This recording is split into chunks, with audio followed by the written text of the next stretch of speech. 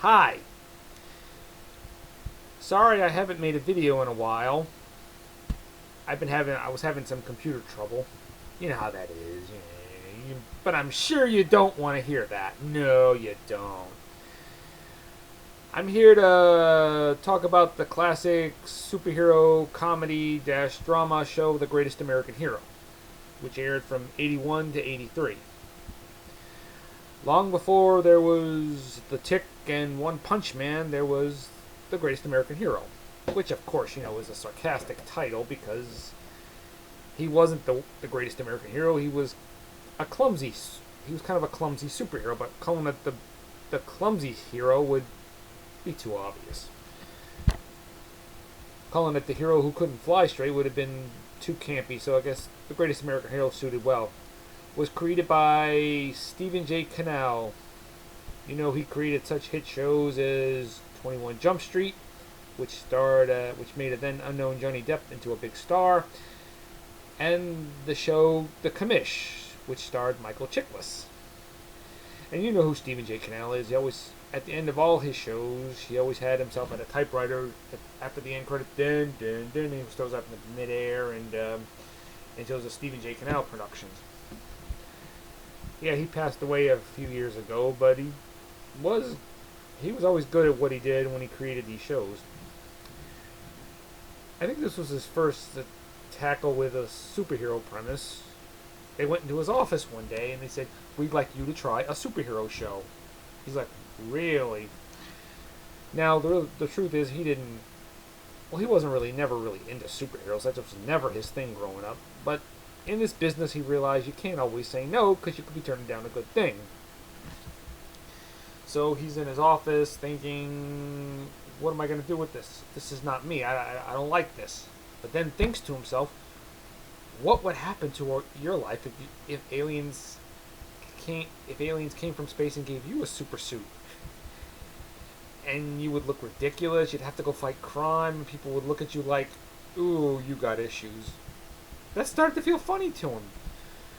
So there you have it. This ordinary man gets the suit and just completely ruins his life in his attempt to do the right things. So then but he wanted the powers to be in the suit. He didn't want the hero to be from some long distance star like Superman. He has to be just this ordinary, everyday kind of guy. He may be super with that suit on, but when he takes it off, he's just as normal as you and me. They agreed to that.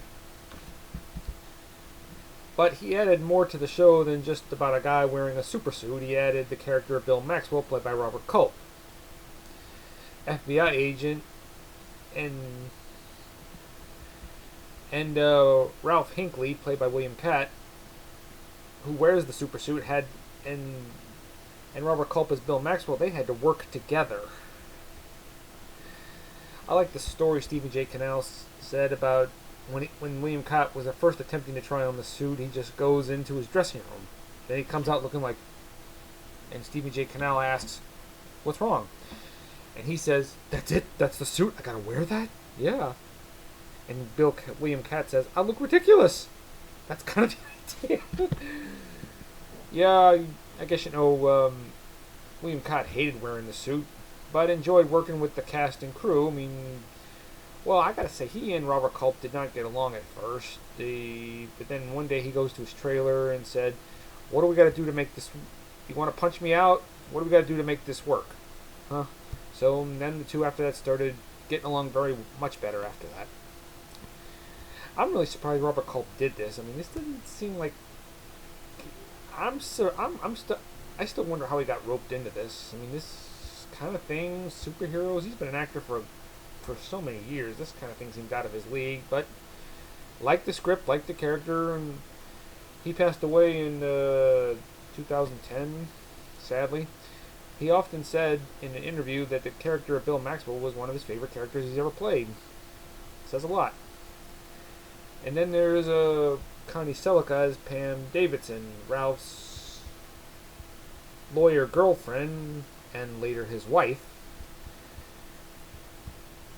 She wasn't originally part of the series at first, but Stephen J. Cannell really liked her funny expressions she gives, and thought, oh, she could bring more to the show. She can bring a lot more to the show.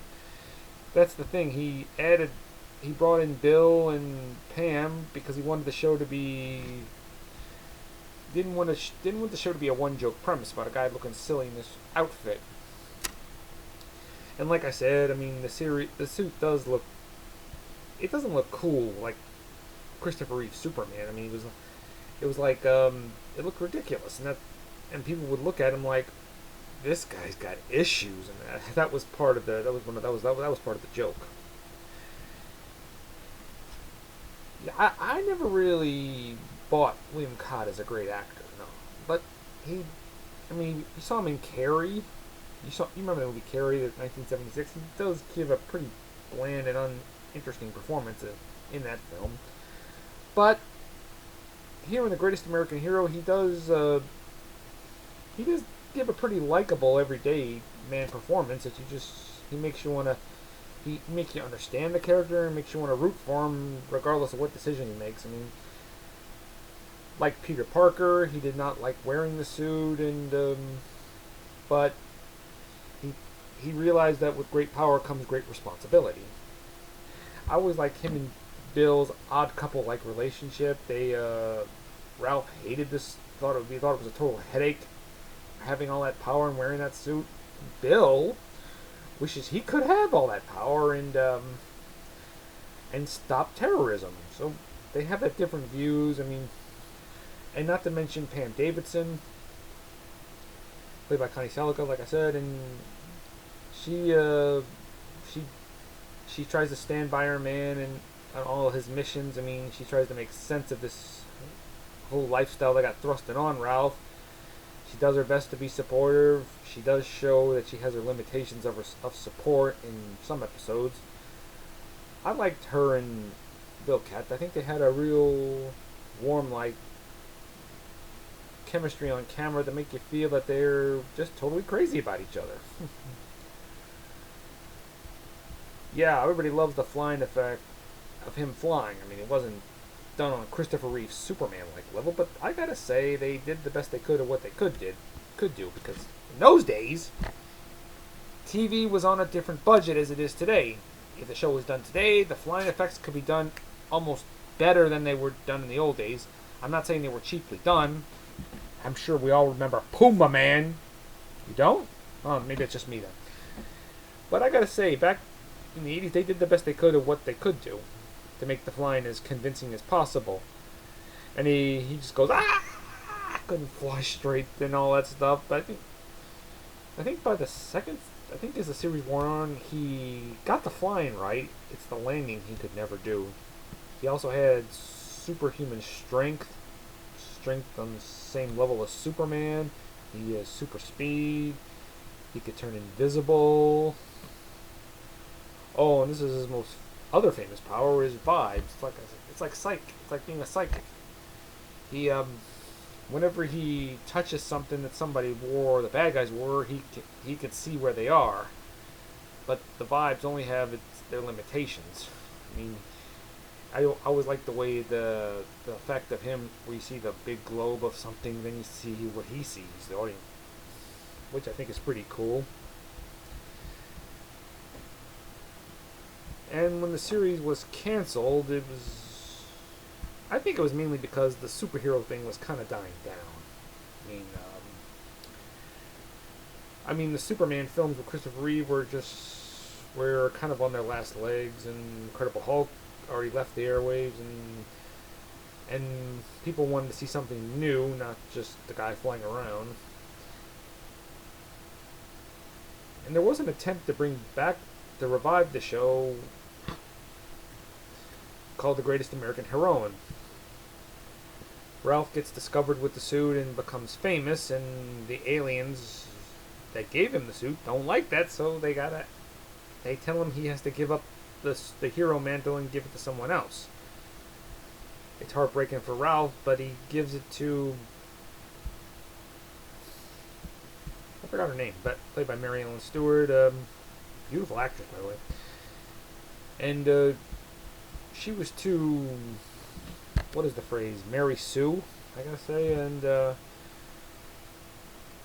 I think what's made the original show so good is that Ralph would get annoyed with the suit and all the situations he would get himself into, and embarrassing moments, and with Mary Ellen Stewart's character just being so Mary Sue and always sure of everything. I don't know if that could have worked. I don't know. There was, the superhero thing was kind of dead at that point, only to get brought back in 1989 with Tim Burton's Batman, and again in 2000's X-Men. So I've been hearing talks of reviving the show and all that. I've been hearing talks of a reboot for years to come. And now I heard there was a new pilot that was made starring a female. I know what you're going to say. It didn't work with a female this time, but what made me think it was going to work this time? But I don't know. I still like to watch that show. I think the reason why they want to bring it back because of successes like The Tick and One Punch Man. They figure it could work then. Oh, before I go, I want to tell you one of my favorite episodes was the Bestest desk scenario. Throughout most of the series, Bill Maxwell was always sure of everything and always knew the right of way. But in this one, it was kind of reversed. Bill shows more vulnerability and figures. I mean, everything's going right for Pam and Ralph, but nothing's going right for Bill in that episode, and Bill's like, oh, Bill's thinking to himself, oh, you got the suit, you got all that power, what do you need me for? And this is Bill's like, I need you on this, I can't do this alone, those aliens picked us, I need you. See, Bill's feeling vulnerable, and Ralph's telling him, I need you on this. So I think that works too. And I forgot to mention, Ralph is a school teacher, high school teacher, teaching a bunch of juvenile delinquents. One of them played by then unknown Michael Pare and Faye Grant.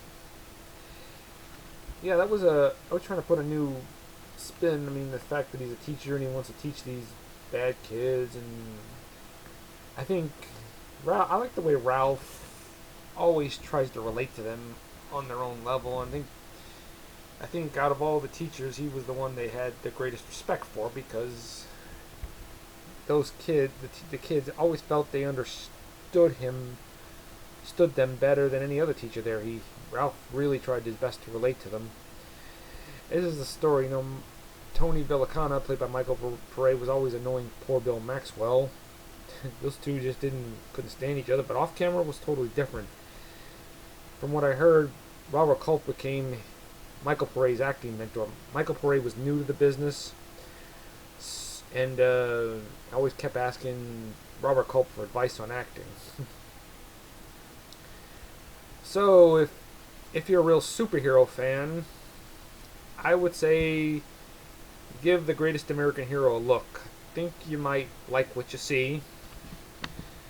And if the reboot, if I ever see that pilot of a female character in the show, I'd love to see where it is, because I'd like to give it a look. I hear it's going to be very different from the original, which I do respect, not trying to be a carbon copy remake. Okay? Believe it or not, everybody loves the famous theme song. Well,